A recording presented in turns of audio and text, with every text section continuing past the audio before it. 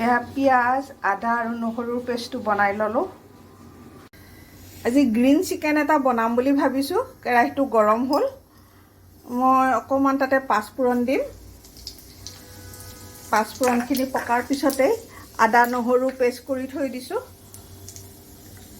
এইটো আদা নহৰু পেষ্ট, এইখিনি এতিয়া দি দিম ইয়াতে। অকণমান পাঁচফোৰণকেইটা ফুটাৰ পিছত গেছটো কম কৰি লৈছোঁ।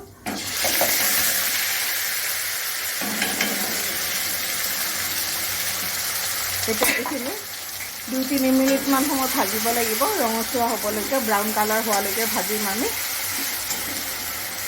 মাংস বনাম বুলি কৈছোঁ যে ইয়াতে ধনিয়াৰ ঠাৰিবিলাক, যিবিলাক ভাল ঠাৰি সেইবিলাক মই পেলাই নিদিওঁ, এনেকৈ থৈ দিওঁ।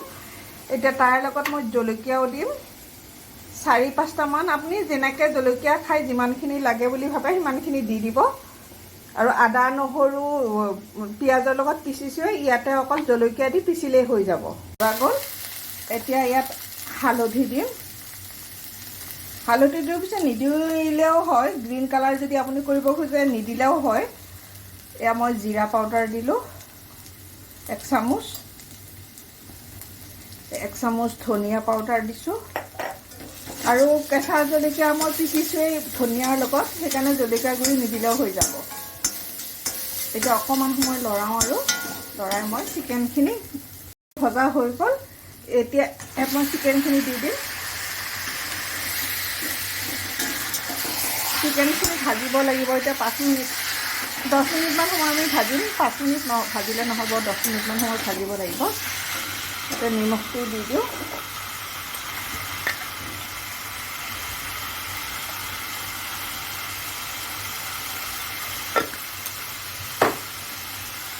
দি আমি 5 মিনিটমান সময় চিকেনটো ভাজি লওঁ। তাৰপিছত গ্ৰীণ চাটনিখিনি আকৌ দিম ইয়াতে। ধনিয়া আৰু জলকীয়া যে পিচিলোঁ তাতে মই অকণমান নাৰিকলো দিলোঁ, এইখিনি ধুনীয়াকৈ পিচি ল'লোঁ। এতিয়া মাংসত দিম আৰু এয়া চাওক 5 মিনিট মই মাংসখিনি ভাজিলোঁ। এতিয়া ইয়াতে আলুখিনি দি দিম। আলুখিনি দি দিলোঁ। আলুখিনি দি এতিয়া ইয়াতে মই যিখিনি পিচিছিলোঁ যে ক'লোঁ, নাৰিকলো দিলোঁ অকণমান, মই ধনিয়া আৰু জলকীয়া।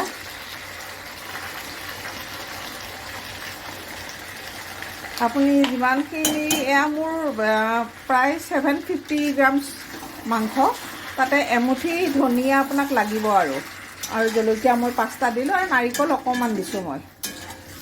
এইখিনি এতিয়া আকৌ 5 মিনিটমান সময় ভাজিব লাগিব।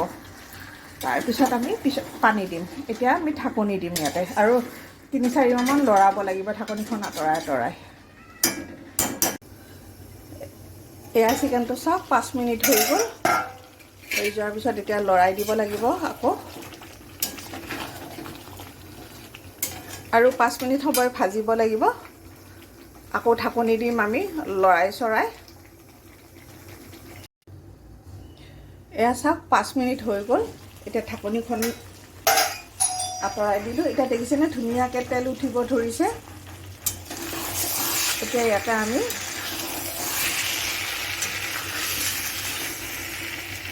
পানী দিম।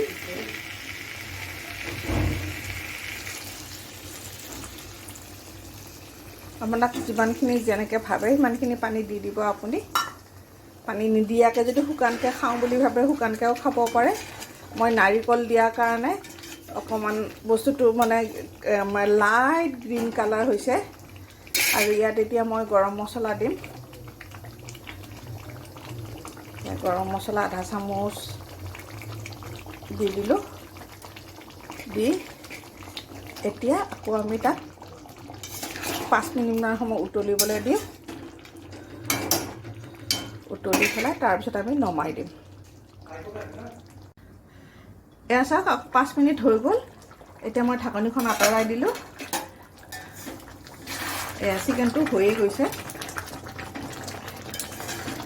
আমি এতিয়া নমাই দিব পাৰোঁ। আপোনাক পানীৰ পৰিমাণটো কিমান লাগে সেই হিচাপে আপুনি ৰাখিব। ইয়াতকৈ যদি শুকাই দিব বিচাৰে শুকাই দিব পাৰে, আৰু ইমানখিনি ৰাখিম বুলিও ভাবিলে ৰাখিব পাৰে। ধুনীয়া হৈছে কালাৰটো, হৈ গ'ল এতিয়া চিকেন।